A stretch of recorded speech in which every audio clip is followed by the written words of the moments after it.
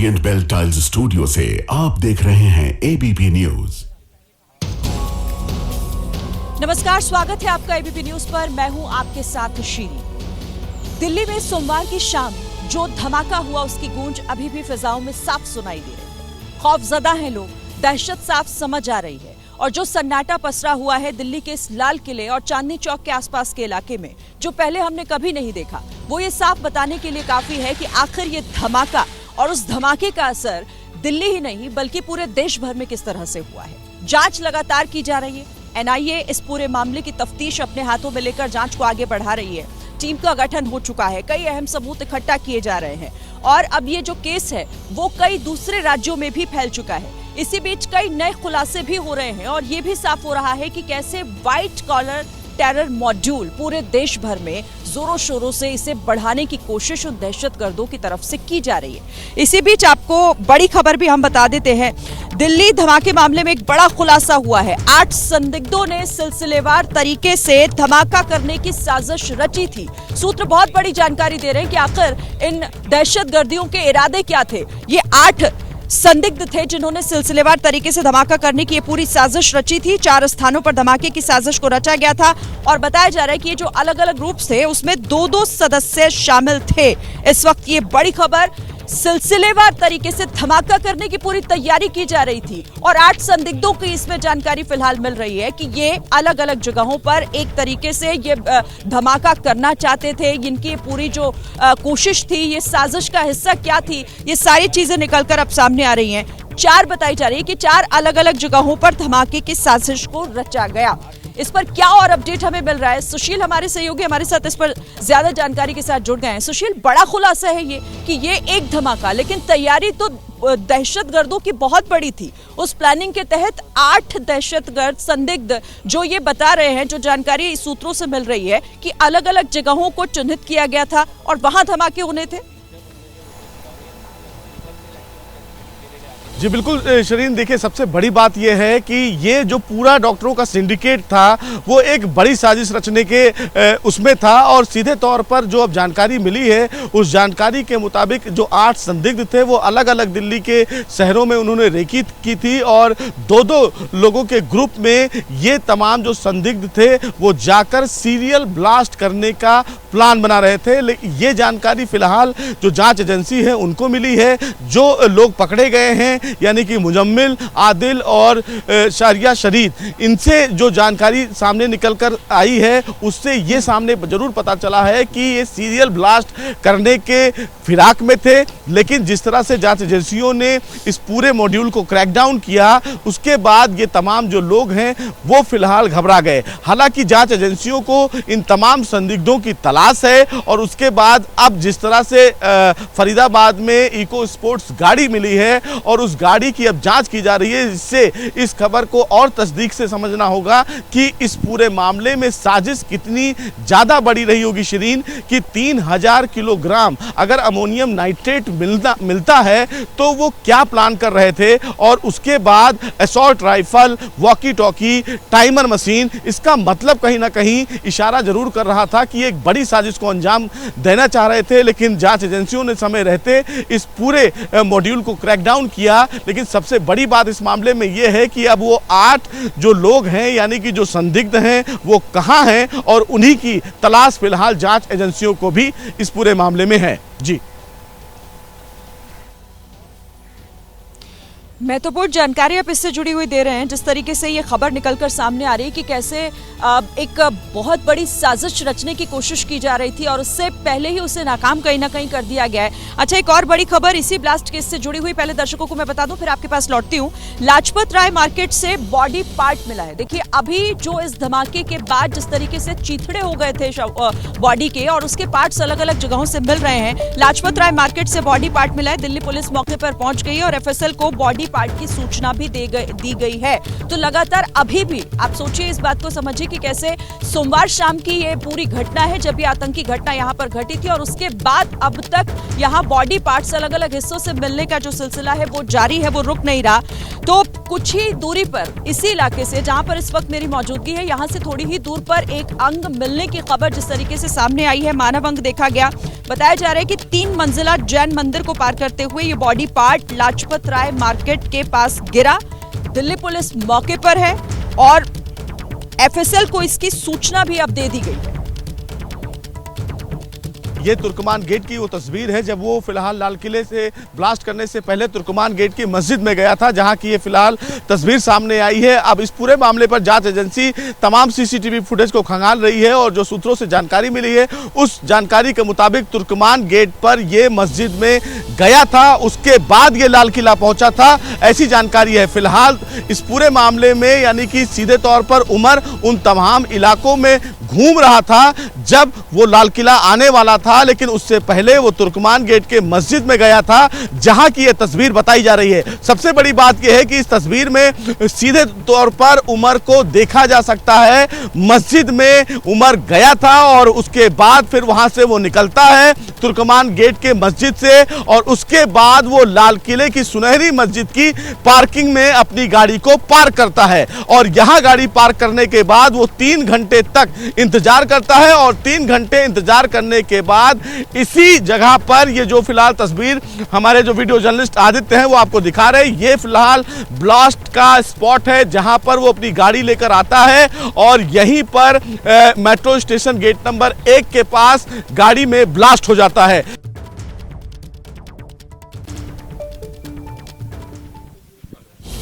तो अब आप इसी से समझिए, हमारे सहयोगी सुशील ने जो आपको ये रिपोर्ट दिखाई है कि आखिर इस ये धमाका कितना जोरदार था कि यहाँ पर ये धमाका होता है, ये ब्लास्ट इस रेड लाइट एरिया पर होता है और मानव अंग कितनी दूर तक जाकर बिखर जाते हैं। और जिस तरीके की तस्वीर हमने पहले दिन देखी वो तो वाकई अपने आप में भयावह थी और डरा देने वाली थी और इसीलिए दिल्ली इस वक्त सहमी हुई है। लोगों के अंदर वो जो डर है उस ब्लास्ट के बाद से वो बना हुआ है। भले ही जांच हो रही हो, कई संदिग्धों को पकड़ा गया हो, कई आरोपी तक पहुंच चुके हैं हमारी जांच एजेंसीज, लेकिन अभी भी इस पूरे नेटवर्क को तोड़ना एक बहुत बड़ा चैलेंज हमारे सामने, सुरक्षा एजेंसियों के सामने अभी बना हुआ है। लेकिन इस तरीके से मानव अंगों का लगातार मिलना ये भी अपने आप में चौंकाता है। दूसरी तरफ आपको ये भी अपडेट दे दूं कि देखिए इस पूरे मामले पर एनआईए लगातार जांच कर रही है। टीम अलग अलग जगहों पर जाकर छापेमारी भी कर रही है। जम्मू कश्मीर में भी कल जिस तरीके से कई अलग अलग जगहों पर छापेमारी हुई थी, आरोपियों तक, उनके घर वालों तक, उनके रिश्तेदारों तक पहुंचा जा रहा है ताकि कोई भी ऐसा सबूत या कोई भी ऐसा हिंट उनसे ना छूटे जो इस केस में, जो इस पूरे मामले में बहुत महत्वपूर्ण साबित हो सकता है। इसी के साथ इंतजार उस जांच रिपोर्ट का भी है जो ये साफ करेगी कि आखिर इसमें किस तरीके का धमाका था, कौन सा वो विस्फोटक था जिसका इस्तेमाल किया गया और इसकी इंटेंसिटी इतनी हाई थी कि इतनी दूर तक मानव अंग जाकर गिरे हैं। ये बहुत सारे सवाल हैं। सवाल अब प्रशासन पर भी उठ रहे हैं जिसको लेकर आगे हम बात करेंगे, लेकिन इसी बीच एक और बड़ी खबर आपको बता देते हैं। देखिए आतंकी उमर की एक नई तस्वीर सामने आई है, वो तस्वीर भी आपको एबीपी न्यूज पर दिखा देते हैं। तुर्कमान मस्जिद में ये आतंकी उमर गया था और उसी दौरान वहां पर सीसीटीवी में ये तस्वीर कैद हुई है, रिकॉर्ड हुई है। उमर की तस्वीर जब वो तुर्कमान गेट के पास मस्जिद में गया था, उसी दौरान आप इन तस्वीरों में, इस वीडियो में देख सकते हैं कि उमर वहां पर जाता हुआ उस पर साफ दिख रहा है। ये बहुत महत्वपूर्ण तस्वीर है क्योंकि उसकी गतिविधि, उसका मूवमेंट, वो कहाँ जा रहा था, किन किन से मिल रहा था, उसका कनेक्शन किस किस से था, उसके मददगार कौन थे, जब वो यहाँ आया तो उससे पहले आकर किन किन लोगों से मुलाकात उसने की थी, कौन कौन इसमें शामिल था। ये बहुत ज्यादा इंपॉर्टेंट इस पूरे केस में हो जाएगा और इसीलिए आप जो इस पूरे इलाके के आसपास के जो सीसीटीवी एरिया है, फुटेज है, वो भी कलेक्ट किए जा रहे हैं, वो जुटाए जा रहे हैं ताकि ये कड़ियां जब जुड़ेंगी तो शायद तब जाकर ये पूरी तस्वीर साफ होगी और इसमें कुछ और किरदार भी आ सकते हैं। एक तरफ देखिए अभी बहुत सारे ऐसे संदिग्ध जिन पर सुरक्षा एजेंसियों की, जांच एजेंसियों की नजर बनी हुई है, वो उनके कब्जे में है और उनसे ही ये सारी चीजें निकलवाना अब किस तरीके से आसान होगा उनके लिए, क्योंकि मुश्किल तो फिलहाल दिखाई दे रहा है। ये इंपॉर्टेंट है। अब सुशील आपके पास फिर से आती हूँ, इस तस्वीर के बारे में हमारे दर्शकों को जरा विस्तार से बताइएगा, कहाँ की है और ये तुर्कमान मस्जिद जो बताया जा रहा है कि वहां पर जाते वक्त सीसीटीवी में इसे देखा गया। बिल्कुल शरीन, देखिए ये जब उमर दिल्ली में एंट्री करता है तो वो कई इलाकों में घूमता हुआ तुर्कमान गेट भी पहुंचता है। तुर्कमान गेट के पास जो मस्जिद है, ये वहां का फिलहाल सीसीटीवी फुटेज जो है वो बताया जा रहा है, जो हमारे सूत्रों से जानकारी है। हालांकि इस पूरे मामले में सीधे तौर पर जो फोटो सामने निकल कर आई है वो उमर की ही बताई जा रही है, और उमर की इसलिए बताई जा रही है क्योंकि यही फिलहाल वो फुटेज है जो फिलहाल सुनहरी मस्जिद में जब वो गाड़ी पार्क कर रहा था उस समय देखा गया। सबसे बड़ी बात इस पूरे मामले में यह है कि तुर्कमान गेट के मस्जिद से निकलकर उमर सीधे लाल किले पहुंचता है और यहां पर सुनहरी मस्जिद के पास जो लाल किले की पार्किंग है वहां पर अपनी गाड़ी को खड़ी करता है। 3 घंटे तक फिलहाल वो शरीन इंतजार करता है, और जब शाम हो जाती है तो वो वहां से अपनी गाड़ी को निकालता है, और गाड़ी निकालने के बाद वो लाल किले के इसी गेट पर, यानी कि ये जो पीछे आप जहां पर दिखा रही हैं उसी गेट पर वो पहुंचता है, और उसके बाद गाड़ी में ब्लास्ट हो जाता है। सुशील, एक बड़ी खबर इस धमाके से जुड़ी, और एक बहुत बड़ा सवाल जो बना हुआ था जिसकी जांच की जा रही थी कि आखिर उस कार में मौजूद उमर ही था या फिर कोई और था। तो देखिए, इसे लेकर ये खुलासा हुआ है, सूत्र बहुत बड़ी जानकारी दे रहे हैं। पुलिस और फॉरेंसिक टीम ने इस बात की पुष्टि कर दी है कि जिस कार में धमाका हुआ था, जिस Hyundai i20 कार में धमाका हुआ था, उसमें उमर मौजूद था। वो कोई और शख्स नहीं बल्कि आतंकी डॉक्टर उमर नबी ही था। सूत्रों के मुताबिक कार के मलबे से मिले हुए जो मानव अंग थे, अब उसका डीएनए मिलान किया गया, डीएनए मैच किया गया, क्योंकि उमर की मां का डीएनए लिया गया था, जिसके बाद उसके मैच किया जा रहा था और जांच रिपोर्ट का इंतजार किया जा रहा था। तो अब 100% वो मैच कर गया है, जो उमर के परिवार के सदस्यों के सैंपल से मैच हो गए हैं, और ये भी साफ स्पष्ट हो गया इसी के साथ कि आतंकी उमर ने ही दिल्ली कार ब्लास्ट को अंजाम दिया, जिसमें 13 लोगों की मौत हो गई, कई अभी भी घायल हैं। जांच एजेंसी शुरू से ही इस बात को लेकर शक जता रही थी कि जो कार में शख्स मौजूद था, जिसके मानव अंग मिले हैं जले हुए अवस्था में, वो उमर हो सकता है। लेकिन जब तक जांच पूरी नहीं हो जाती, जब तक रिपोर्ट नहीं होती, तब तक कुछ कहा नहीं जा सकता था। लेकिन अब ये साफ पूरी तरीके से हो गया है। सुशील, ये कह सकते हैं कि अब ये पूरी तरीके से क्लियर है, क्योंकि अब जांच रिपोर्ट में डीएनए मैच भी हो चुका है, क्लियर हो गई ये तस्वीर। जी बिल्कुल शरीन, देखिए जो इस पूरे मामले में जो जानकारी सामने निकल कर आई है उसमें जो उमर है उनकी मां और उनके भाई का डीएनए सैंपल फिलहाल कलेक्ट किया गया था, और जो i20 कार से जो मानव अंग के अवशेष मिले थे उससे जब इस पूरे डीएनए को मैच कराया गया तो जो जानकारी सामने निकल कर आई वो जानकारी यही है कि जो गाड़ी चलाने वाला शख्स था वो कोई और नहीं, वो डॉक्टर उमर था। इसकी फिलहाल पुष्टि भी हुई है। हालांकि इस पूरे मामले में जो जानकारी मिली है उस जानकारी के मुताबिक जांच एजेंसियों को पहले से भी इस पूरे मामले में शक था कि जो गाड़ी फिलहाल लाल किले से निकाली गई थी और उस गाड़ी को चलाने वाला शख्स कौन था, और अब इस पूरे मामले में इस पूरी खबर को की तरफ निकला और वहां पर एक ढाबे पर उसने रात भी गुजारी। वो रात भर कार में सोया और फिर वापस से फरीदाबाद आया और फिर बदरपुर होते हुए दिल्ली के अंदर दाखिल हुआ। पुलिस ने करीब 50 जगहों की सीसीटीवी फुटेज की जांच की, जिसके अंदर जब वो दिल्ली के अंदर दाखिल हुआ है तो दिल्ली में फरीदाबाद से वो साउथ ईस्ट डिस्ट्रिक्ट के अंदर कई जगहों पर देखा गया, उसके बाद ईस्ट डिस्ट्रिक्ट में कई जगहों पर देखा गया, ईस्ट से वो सेंट्रल डिस्ट्रिक्ट के अंदर देखा गया, वहां से फिर वो अशोक विहार की तरफ गया जो कि नॉर्थ वेस्ट का इलाका है, वहां पर वो कुछ खाने के लिए रुका था, और फिर वापस से वो सेंट्रल डिस्ट्रिक्ट होते हुए मस्जिद के अंदर मस्जिद में पहुंचा और उसके बाद फिर उसने लाल किले की पार्किंग में गाड़ी लगा ली और करीब 3 घंटे तक वहां पर रहा। तो अब एक एक करके तस्वीरें साफ हो रही हैं, जिस तरीके से मामले की इन्वेस्टिगेशन आगे बढ़ रही है और तस्वीरें और भी धीरे धीरे साफ होती जा रही हैं। ठीक है मनोज, रहिएगा आप हमारे साथ। तो देखिए, ये उमर की मूवमेंट है, वो गाड़ी से कहां पर गया, कहां रुका, इस बारे में सीसीटीवी फुटेज से ये तस्वीर साफ हुई है। इसी बीच एक और बड़ी खबर, दिल्ली ब्लास्ट केस में जांच का दायरा लगातार बढ़ रहा है और फरीदाबाद में इस वक्त एनएसजी की टीम मौजूद है और उसी जगह पर, उसी गांव में खंदावली जिसका नाम है, जहां पर वो लाल रंग की कार, इको स्पोर्ट कार बरामद हुई थी जिसकी तलाश की जा रही थी, लेकिन वो फरीदाबाद के उस गाँव में एक सुनसान जगह पर खड़ी मिली थी और वहीं पर अब जांच के लिए एनएसजी की टीम पहुंची हुई है। उज्जवल कुमार फरीदाबाद से हमें अपडेट करेंगे इस पर। उज्जवल, जल्दी से बताइए क्या कुछ वहां पर हो रहा है, क्या एक्शन देखने को मिल रहा है? जी बिल्कुल ठीक। देखिए इस वक्त हम जो खंडावली गांव में मौजूद हैं और एनर्जी की टीम पहुंच गई, लेकिन एबीपी न्यूज़ के कैमरे पे एक्सक्लूसिव अब हम एबीपी के दर्शकों को दिखाएंगे वो जो लाल कलर की कार है जिसकी लगातार जो चर्चा हो रही है। अब मैं अपने सहयोगी जितेंद्र से कहूँगा वो जूम करके दिखाने की कोशिश करें। वो अगर अब आप सामने देखेंगे तो ये देखिए, यही वो रेड कलर की इको स्पोर्ट्स कार है जिसकी लगातार कल से जो है वो चर्चा बनी हुई थी और जिसकी जो जाँच है वो एनर्जी के साथ साथ जो तमाम जाँच एजेंसियाँ हैं वो कर रही हैं। और आप अभी भी अगर सामने देखेंगे तो एनर्जी के कमांडो आपको खड़े हुए दिखाई देंगे।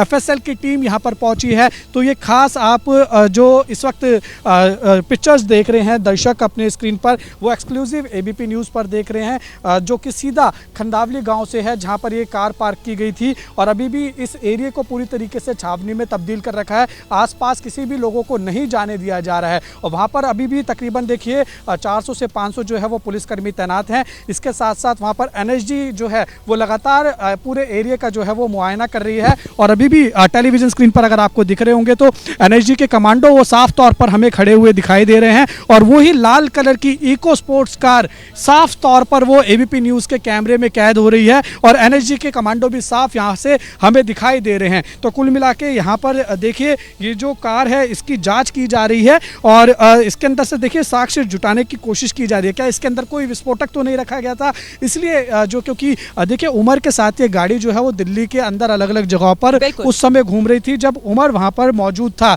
i20 कार के साथ ये कार दिल्ली के अंदर एंटर हुई थी और ये वही लाल कलर की इको स्पोर्ट्स कार है जो कि इस वक्त सामने जो दर्शक अपनी स्क्रीन पर देख रहे हैं और एनर्जी के कमांडो इस समय वहां पर मौजूद हैं और पूरा एरिया वो खाली करा रखा है, आसपास के घर खाली करा रखे हैं और जांच का दायरा देखिए अभी भी बढ़ रहा है और लगातार यहाँ पर एनर्जी के जो कमांडो है उनकी संख्या भी फिलहाल हमें बढ़ती हुई दिखाई दे रही है। बाहर जा रहे हैं फिर उसके बाद अंदर आ रहे हैं, तो जांच अभी भी लगातार जारी है। कल 6 बजे के आसपास ये पता लगा था कि इसी खंडावली गांव में जो लाल कलर की इको स्पोर्ट्स कार है पाई गई थी। तो तब से आप अगर देखेंगे तो तकरीबन फरीदाबाद से सामने आया, क्योंकि फरीदाबाद में कैसे इस टेरर मॉड्यूल को बढ़ाया जा रहा था, कैसे विस्फोटकों का जखीरा वहां से बरामद हुआ है और उसके बाद अब और क्या क्या चीजें वहां से सामने आएंगी जो इन कड़ियों को थोड़ा और मजबूती से जोड़ेंगी, जिससे तस्वीर पूरी साफ होगी और कौन कौन कहां तक इसके ये दायरा बढ़ेगा ये भी देखना बहुत महत्वपूर्ण होगा। एक और बड़ी खबर बताते हैं अपने दर्शकों को दिल्ली ब्लास्ट केस से।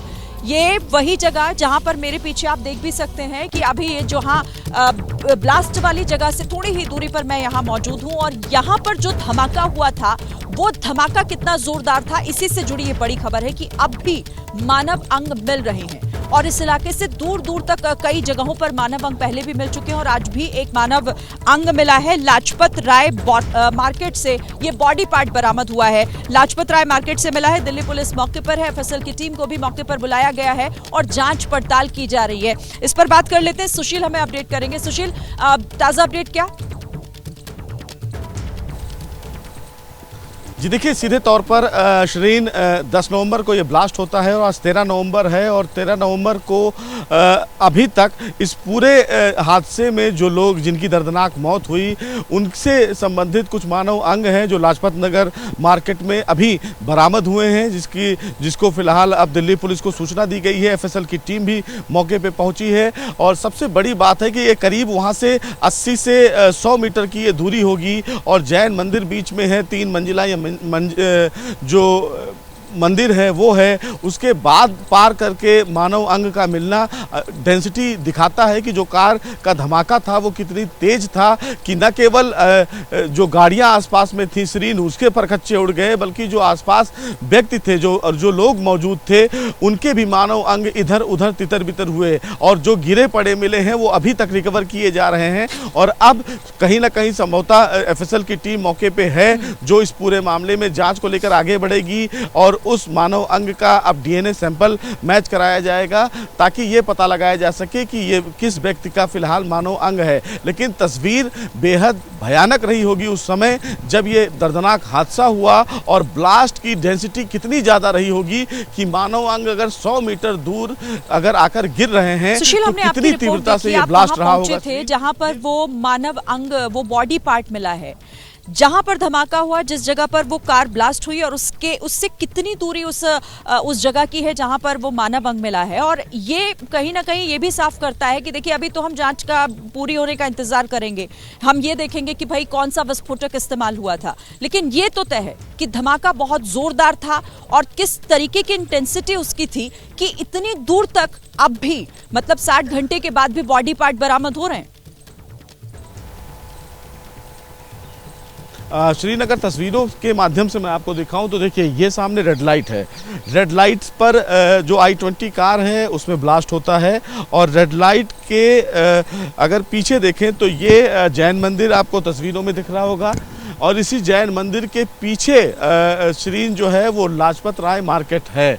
इस पूरे मंदिर को सोचिए ब्लास्ट की डेंसिटी कितनी रही होगी कि इस पूरे मंदिर को, और ये बड़ा मंदिर है, ऐसा भी नहीं है कि छोटा मंदिर है, इस पूरे मंदिर परिसर को क्रॉस करके लाजपत राय मार्केट जो है इस मंदिर के पीछे पड़ता है और यहाँ पर आकर गिरता है। यानी कि करीब 100 मीटर की ये पूरी दूरी रही होगी और 100 मीटर की दूरी 3 मंजिला बिल्डिंग को क्रॉस करके मानव अंग का गिरना बीच मार्केट के छत पर, ये कहीं ना कहीं बेहद गंभीर है। और सबसे बड़ी बात है जो इस पूरे धमाके की तीव्रता को दिखाता है, जिसमें 12 लोगों की दर्दनाक मौत हुई, यही वो पूरा मार्केट है श्रीन जो मैं आपको तस्वीरों में दिखा रहा हूं, जहां पर फिलहाल जो FSL की टीम है, दिल्ली पुलिस की टीम है, वो मौके पे है और अब इस पूरे इलाके में जांच की जा रही है। आप देख भी सकती होंगी तस्वीरों में दिल्ली पुलिस की तमाम जो टीमें हैं वो मौके पे हैं और यहीं पर फिलहाल ये जो मानव अंग है वो मिला है। तो इतनी दूरी कुल मिला के श्रीन है, यानी कि 100 मीटर की ये दूरी रही होगी तकरीबन ब्लास्ट साइट से लेकर यहाँ तक जहाँ पर ये मानव अंग मिला। तो खुद समझ सकती हैं कि आज 13 नवंबर है, यानी कि अभी तक लोगों के जो बॉडी पार्ट्स हैं वो यहाँ पर मिल रहे हैं और इसीलिए इस पूरे इलाके की भी अब जांच की जा रही है कि कहीं ऐसा तो कोई संदिग्ध मामला है। ठीक है, आप रहिएगा मेरे साथ और देखिए अब एक बार फिर से व्हाइट कॉलर टेरर मॉड्यूल जो एक नई तस्वीर निकलकर सामने आई है, कैसे अब इस दहशतगर्दी में डॉक्टर्स, इंजीनियर्स, इस तरह के लोग शामिल हो रहे हैं और इसी पर डॉक्टर शाहीन जो इस पूरे मामले में एक अहम किरदार साबित हो सकता है, क्योंकि अभी तक जिस तरीके से खुलासे हो रहे हैं, डॉक्टर शाहीन की तस्वीर भी साफ हो रही है। इस पर देखिए अब डॉक्टर शाहीन का एक कानपुर कनेक्शन भी सामने निकल कर आया है। जानकारी ये मिल रही है कि डॉक्टर शाहीन की कुछ तस्वीरें वायरल हुई हैं। शाहू जी महाराज कानपुर यूनिवर्सिटी से पढ़ाई करने का दावा डॉक्टर शाहीन के किया जा रहा है। सोशल मीडिया पर डॉक्टर शाहीन की कुछ तस्वीरें हैं जो इस वक्त वायरल हो रही हैं। तो ये कनेक्शन अब डॉक्टर शाहीन के अलग अलग जगहों से निकलकर सामने आ रहे हैं। इससे पहले महाराष्ट्र में कैसे डॉक्टर शाहीन का कनेक्शन निकला इस तरीके से कि वहां पर उसकी शादी हुई थी, लेकिन वो शादी टूट चुकी है। उसके पूर्व पति ने अब किसी भी तरीके के कोई ताल्लुक होने से साफ इनकार कर दिया है। लेकिन अब ये कानपुर कनेक्शन क्या है, सुशील, इस पर क्या हमें अपडेट मिल रहा है? वो तस्वीरें क्या है जो वायरल हो रही है, उससे क्या पता चल रहा है? जी देखिए श्रीन, सबसे बड़ी बात है कि इस पूरे मामले में जिस तरह से डॉक्टरों पर शिकंजा कस रहा है उसमें आगरा, सहारनपुर और अब कानपुर, यानी कि कानपुर के जो डॉक्टर हैं शाहिद, उनके भी रोल पर एक बड़ा सवाल है कि क्या उनका संपर्क शाहिना सईद जो है उससे था या वो उमर के संपर्क में था। इन तमाम पहलुओं पर फिलहाल जांच एजेंसी को लगातार जो इनपुट्स मिल रहे हैं उसके आधार पर काम कर रही है।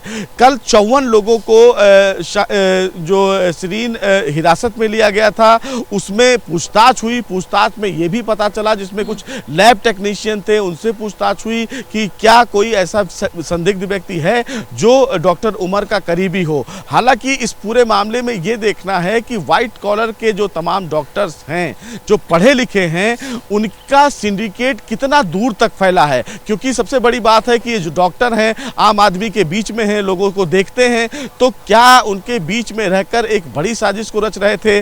जिस तरह से तमाम जो डॉक्टर्स की अब अरेस्टिंग हो रही है, चाहे वो जम्मू कश्मीर हो, चाहे वो यूपी का आगरा हो या लखनऊ हो या कानपुर हो, ऐसे में अब सवाल जरूर खड़ा हो रहा है कि क्या एक बड़ा मॉड्यूल है जो इस पूरे मामले में काम कर रहा था। फरीदाबाद में इतनी बड़ी काफ़ी मात्रा में विस्फोटक का मिलना, उसके बाद इको स्पोर्ट कार मिलना, जहां पर अब जांच का दायरा जो है वो धीरे धीरे बढ़ रहा है और निश्चित रूप से NIA जिस तरह इस पूरे मामले मामले में जांच कर रही है। और न केवल एनआईए श्रीन, तमाम जो देश भर की जांच एजेंसियां हैं, चाहे वो यूपी एटीएस हो, दिल्ली पुलिस की जो स्पेशल स्टाफ हो, एटीएस हो, ये तमाम जो एजेंसियां हैं वो जांच करके इस पूरे मॉड्यूल को क्रैकडाउन कर रही हैं। और सबसे बड़ी बात है कि तमाम जो लोग डॉक्टर उमर से मिले हुए थे, जो डॉक्टर उमर के संपर्क में थे, उन तमाम लोगों की अब तलाश भी की जा रही है। और इसी के मद्देनजर फरीदाबाद में भी एनआईए की टीम, एनएसजी की टीम मौजूद है और ये पता लगाने की भी कोशिश कर रही है कि क्या जो गाड़ी वहां पर पार्क की गई थी,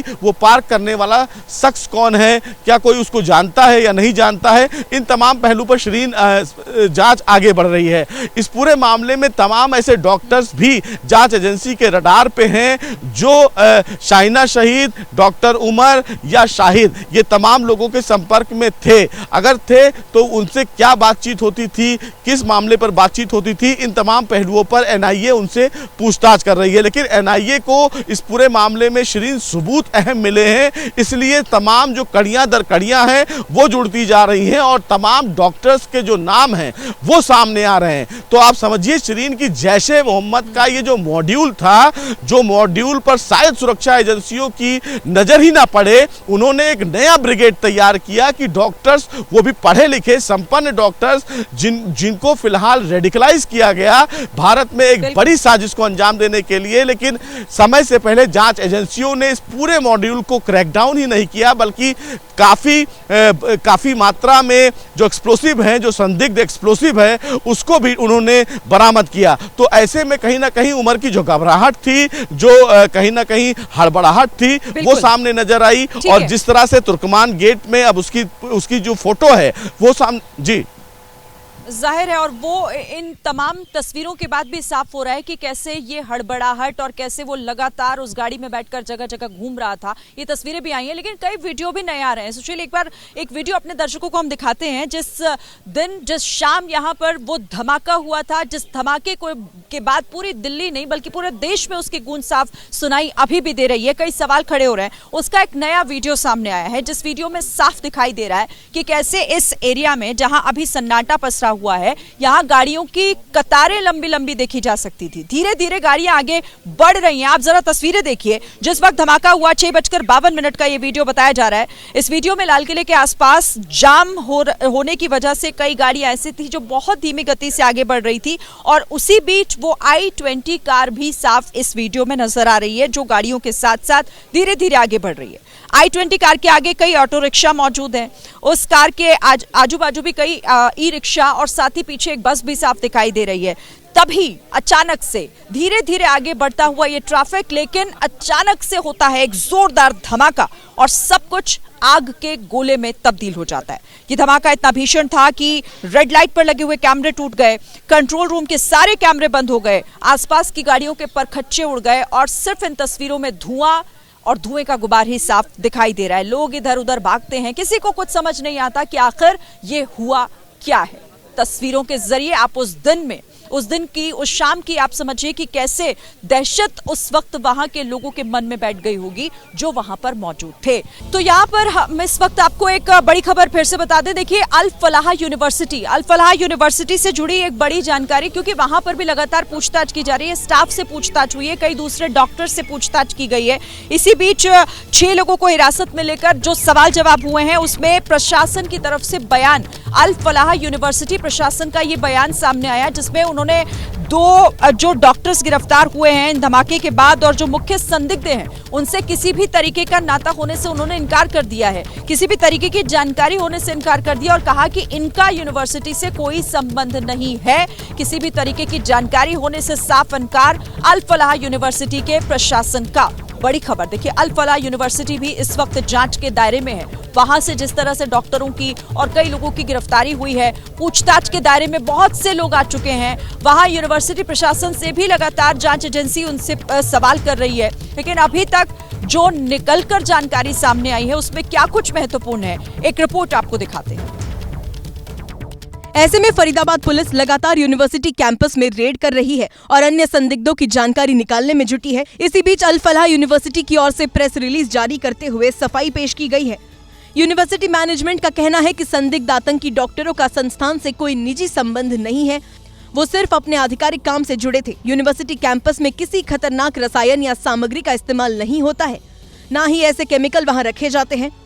वहीं 2563 किलोग्राम अमोनियम नाइट्रेट मिलने के बाद फरीदाबाद के फतेहाबाद तेंगा इलाके में दहशत है। जब आप लोगों को पता लगा यहाँ पर इतना भारी संख्या में विस्फोटक जमा कर रखा, हमको तो बहुत तगड़ा डर लगा था। आस पड़ोस के लोगों को यकीन ही नहीं हो रहा कि मुजम्मिल यहाँ देश को दहलाने के लिए इतनी बड़ी साजिश रच रहा है।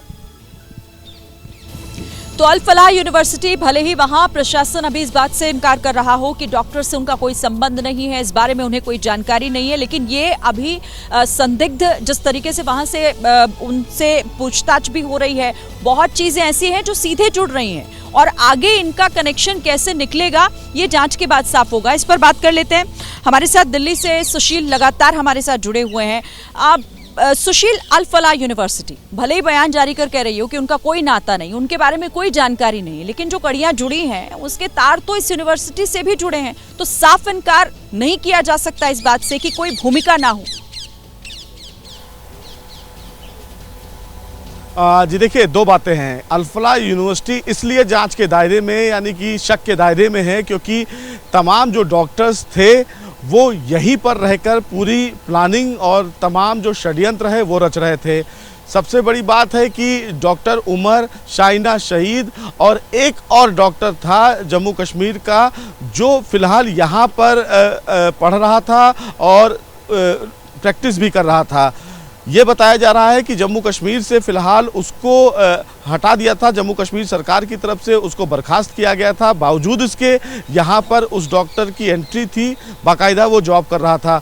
तो ऐसे में जांच के दायरे में यूनिवर्सिटी इसलिए आती है कि अगर कोई भी डॉक्टर किसी दूसरी जगह पर ज्वाइन भी करता है तो बाकायदा उसका वेरिफिकेशन होता है, उसका एक मेडिकल हिस्ट्री उसकी जाँच की जाती है कि इस डॉक्टर ने कहाँ पर काम किया है, किस कैटेगरी में काम किया है, कितने मरीजों को उसने देखा है, कौन से हॉस्पिटल में काम किया है। तो ऐसे में अगर ऐसे संदिग्ध डॉक्टर वहां पर हैं तो निश्चित रूप से ये यूनिवर्सिटी जांच के दायरे में है। और ये भी माना जा रहा है कि इस पूरी यूनिवर्सिटी के जो बीसी हैं वो हो सकता है कि आने वाले दिनों में यानी कि आज या कल में कोई प्रेस कॉन्फ्रेंस का भी आयोजन जरूर करेंगे, क्योंकि उनको ये बताना जरूर होगा कि अगर इस प्रकार के संदिग्ध डॉक्टर वहां पर हैं और एक बड़ी साजिश का अंजाम रच रहे हैं तो क्या यूनिवर्सिटी को इसकी भनक थी या नहीं थी। क्योंकि 54 लोगों को हिरासत में लिया गया था शिरीन, और 54 लोगों से लगातार पूछताछ की गई है और एनआईए को वहीं से भी टिप मिला। शाइना शहीद, उमर, आदिल, ये तमाम वो लोग हैं जो उसी यूनिवर्सिटी में काम कर रहे थे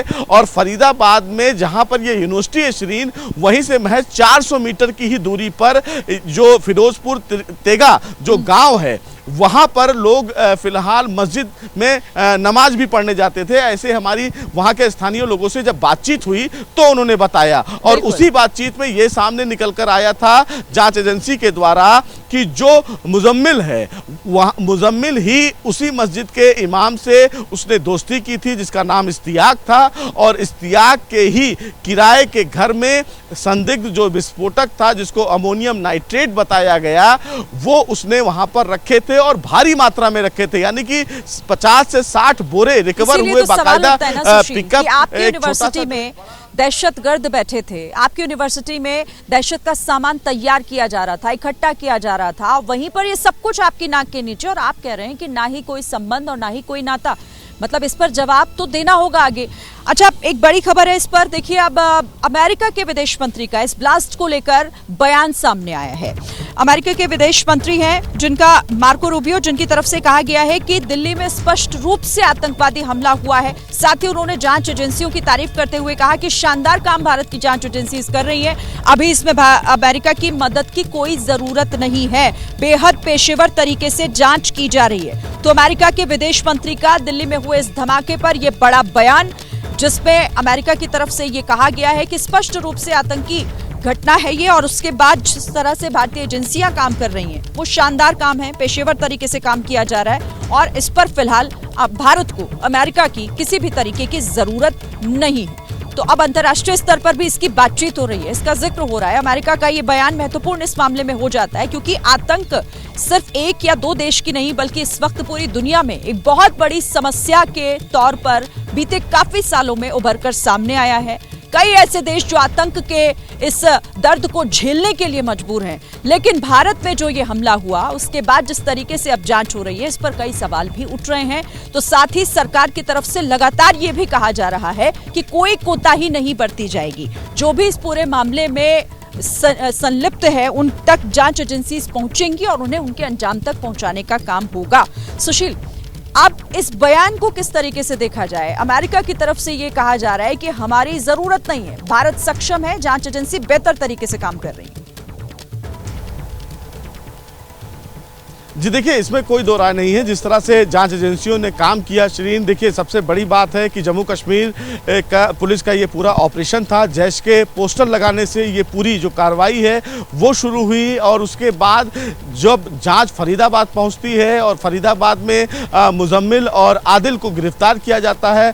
मुजम्मिल के निशानदेही पर जांच एजेंसी जो है वो आगे बढ़ती है और इतनी काफ़ी भारी मात्रा में विस्फोटक मिलता है। विस्फोटक मिलने के बाद कहीं ना कहीं इस प्रकार की तमाम खुलासे होना, ये जांच एजेंसी की वाकई जांच करने के जो तौर तरीके होते हैं वो वाकई इस मामले में बेहद संजीदगी से और काफ़ी गंभीरता से जांच की गई। और जब इस पूरे इलाके में ब्लास्ट हुआ, ब्लास्ट होने के महज कुछ ही देर में जो स्पेशल सेल दिल्ली पुलिस है वो कार के ऑनर तक पहुंचती है। उसके बाद कई लोगों की इस मामले में हिरासत में लिया जाता है। एनआईए को जब केस हैंडओवर किया जाता है तो एनआईए भी ताबड़तोड़ इस पूरे मामले में जांच को लेकर आगे बढ़ती है, क्योंकि सीधे तौर पर श्रीनगर बात करें तो प्रधानमंत्री नरेंद्र मोदी और गृह मंत्री ने सीधे तौर पर इस पूरे मामले में कहा था कि जो षड्यंत्रकारी हैं, जो साजिश करता है, उन्हें किसी भी सूरत में बख्शा नहीं जाएगा। और इसकी ग्रेविटी ये दिखाती है कि जब ब्लास्ट हुआ तो खुद गृह मंत्री साइट पर आए, प्रधानमंत्री ने घायलों से मुलाकात की। इसका मतलब साफ है, संदेश साफ है कि अगर भारत के खिलाफ साजिश रची जाएगी तो बख्शा कोई नहीं जाएगा। ऐसे हमलों का, ऐसे इस तरह की करतूतों का अंजाम क्या होता है और भारत उसका जवाब देना बेहतर तरीके से जानता है। और इसीलिए सरकार की तरफ से भी स्पष्ट कर दिया गया, गृह मंत्रालय की तरफ से इसे लेकर जो टीम का गठन किया गया है, एनआईए इस काम में जुट गई है। जांच जैसे जैसे आगे बढ़ रही है, खुलासे भी लगातार हो रहे हैं और ये मैसेज भी साफ है कि जिन्होंने भी उन 12 लोगों की जिंदगी ली है, उन्हें, उनके घर वालों को जो दर्द जिंदगी भर का दिया है, उन्हें उनके अंजाम तक तो पहुंचाया ही जाएगा। एक रिपोर्ट आपको दिखाते हैं। सूत्रों के मुताबिक एडीजी विजय सखारे के नेतृत्व में पूरी एनआईए की टीम काम करेगी।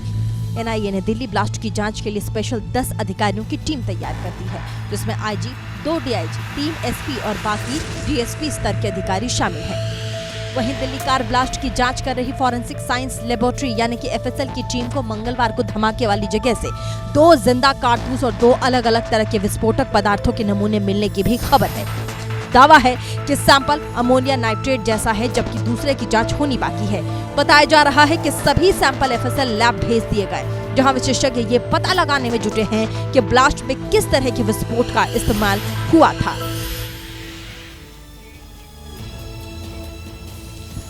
तो देखिए, दिल्ली में हुए इस धमाके में अब कड़ियां जोड़ने का काम जांच एजेंसी लगातार कर रही है और कानपुर तक भी इसकी जांच पहुंची है। आरोपी डॉक्टर शाहीन के भाई तक भी जांच एजेंसियों के हाथ तक पहुंच गए हैं और अब तैयारी हो रही है उसे दिल्ली लाकर आगे की पूछताछ करने की।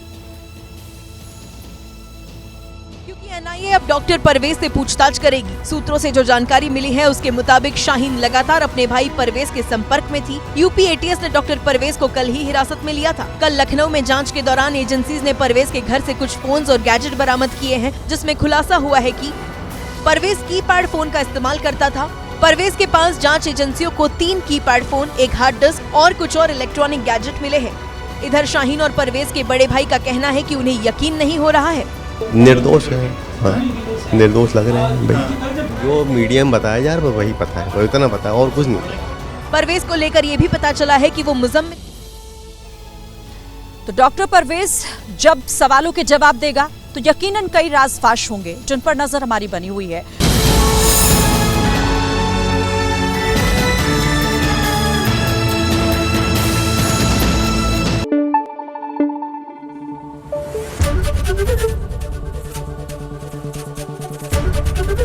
एबीपी न्यूज आपको रखे आगे।